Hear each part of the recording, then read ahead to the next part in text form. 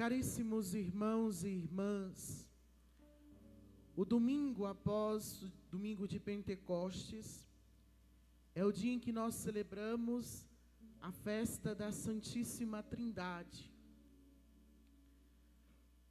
Talvez nós pensemos que a centralidade do mistério de nossa fé seja a paixão, morte e ressurreição de Jesus, ou o mistério da Eucaristia que celebramos diariamente. Mas o mistério central de nossa fé é o mistério da Trindade. Assim nos ensina o Catecismo da Igreja Católica, no número 234. O mistério da Santíssima Trindade é a centralidade da nossa fé, porque constitui a essência do próprio Deus que cremos. Constitui aquilo que Deus é. O Catecismo ainda vai explicando neste número que na hierarquia das verdades da fé, porque em teologia nós falamos disso, há uma hierarquia das verdades da fé, a Santíssima Trindade ocupa o primeiro lugar. Então a primeira coisa que esta liturgia deve despertar em nós ou nos ensinar hoje é que estamos celebrando a centralidade da nossa fé. Depois, o mistério trinitário,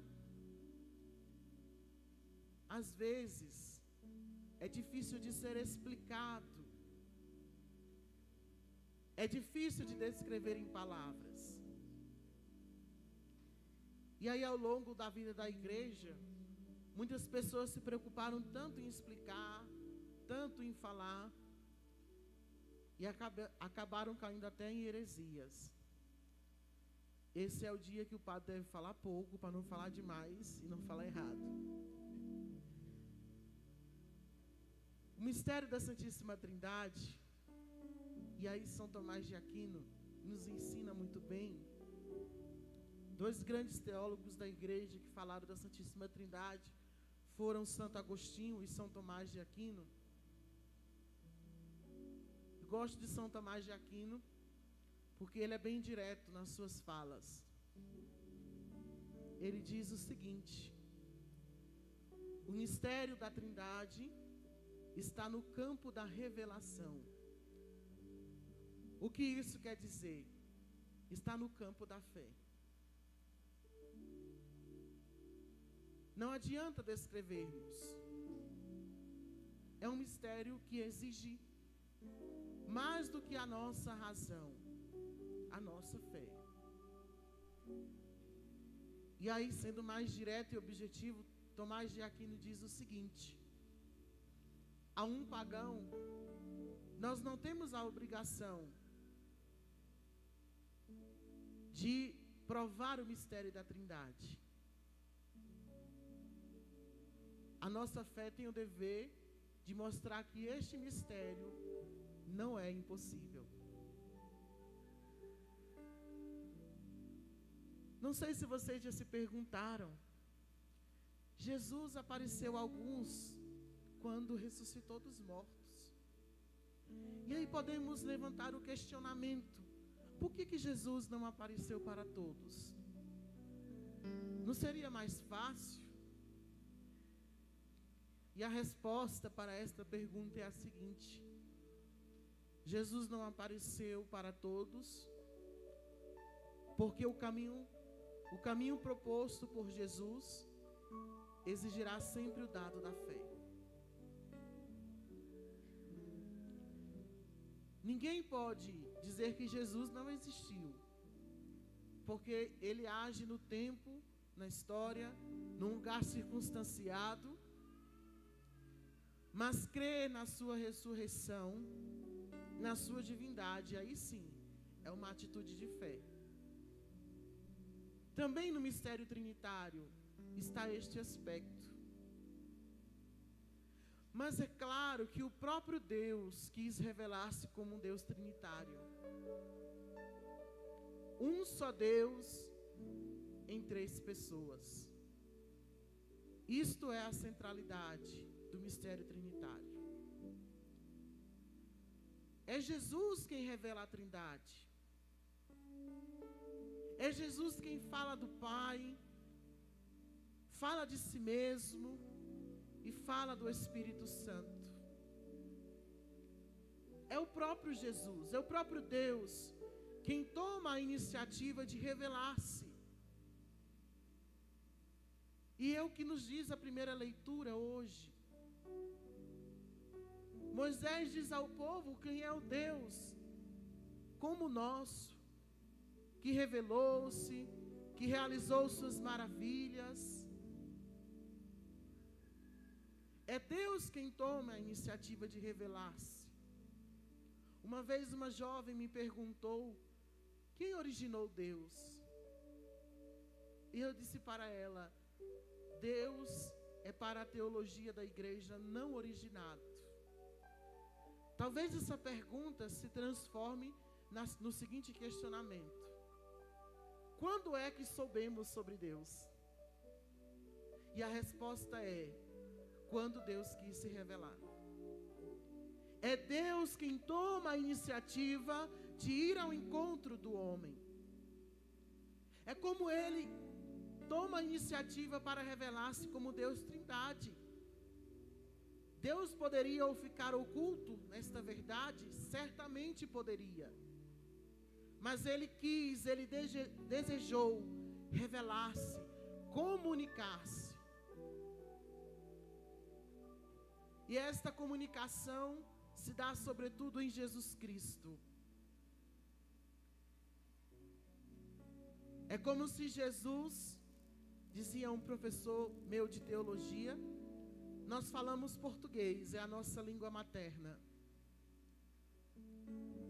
É como se Jesus revelasse o divinês, a língua de Deus, a verdade de Deus para nós.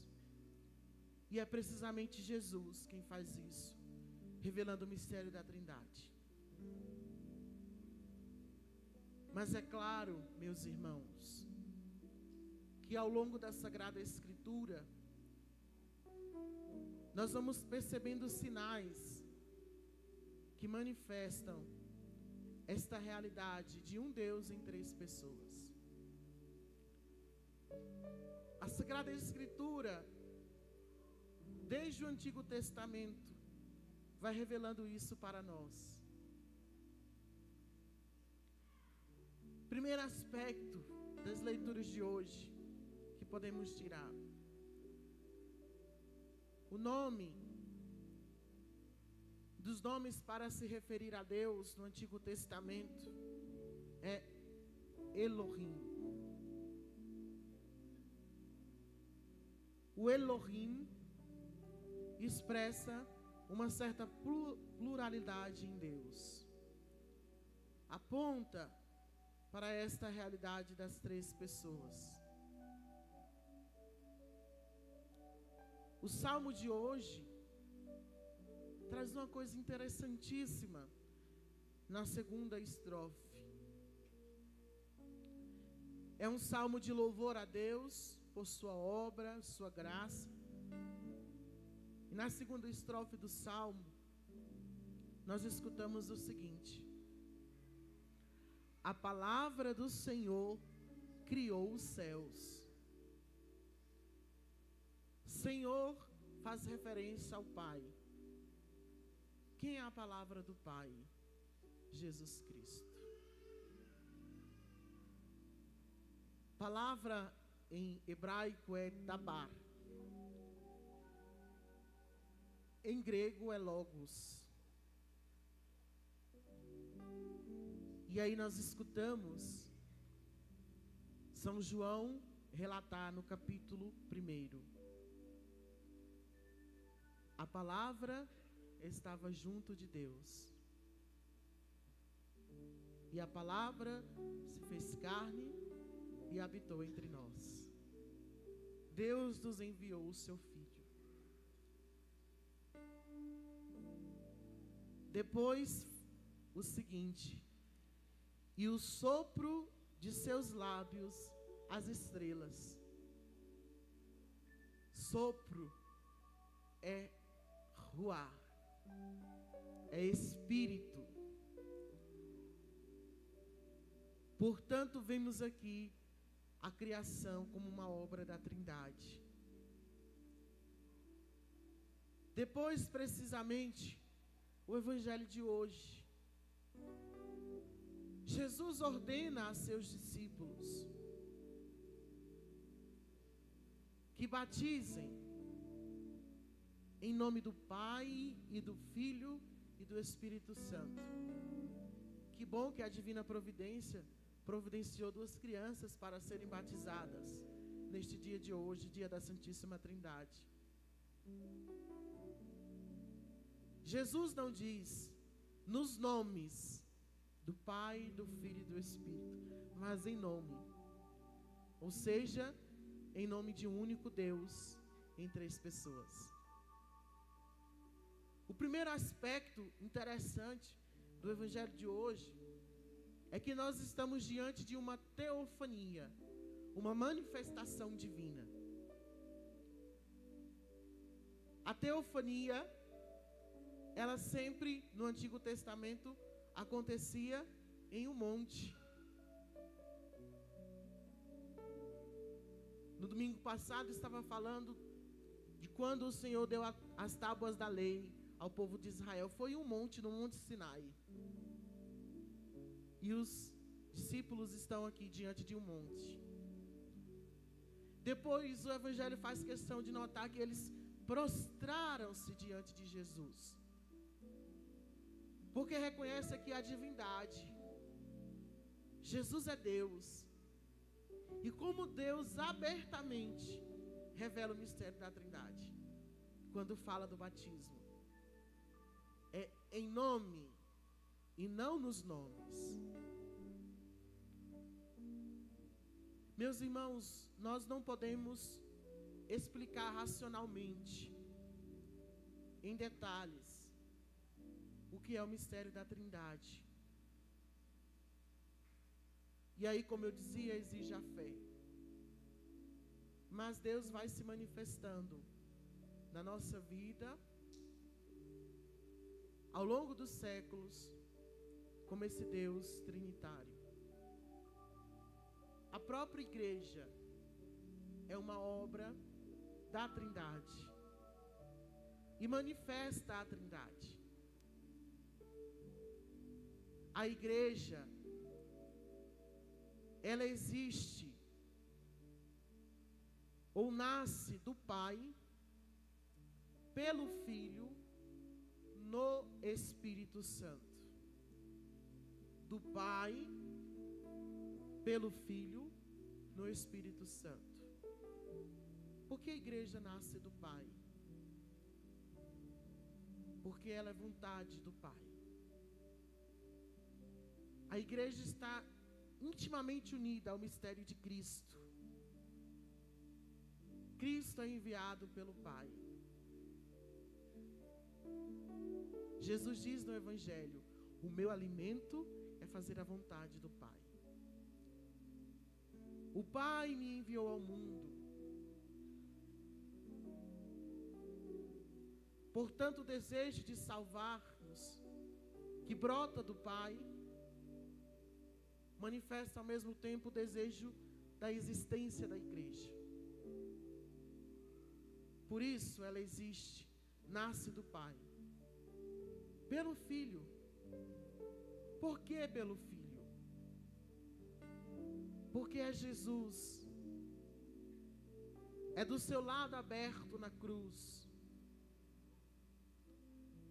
É do próprio corpo de Jesus que nasce o corpo, que é a igreja. Por isso é por Ele. A igreja é um corpo unido à sua cabeça, que é o próprio Jesus. Como dizesse que os tecidos da igreja, as vísceras, as veias, brotam do próprio corpo de Cristo. Por isso a igreja existe pelo Filho. Também porque foi Ele, pelo seu ministério, sua ação de comunicar a verdade revelada, fez nascer a igreja. E o que significa no Espírito? O Espírito Santo é a alma da igreja, aquele que dá vida à igreja. O corpo não existe sem a sua alma.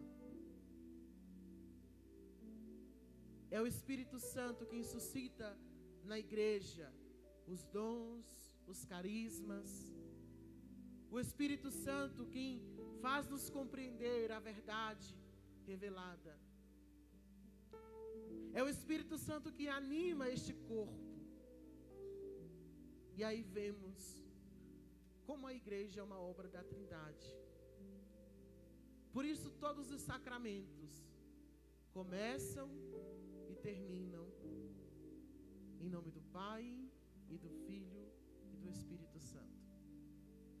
Se você vai à confissão,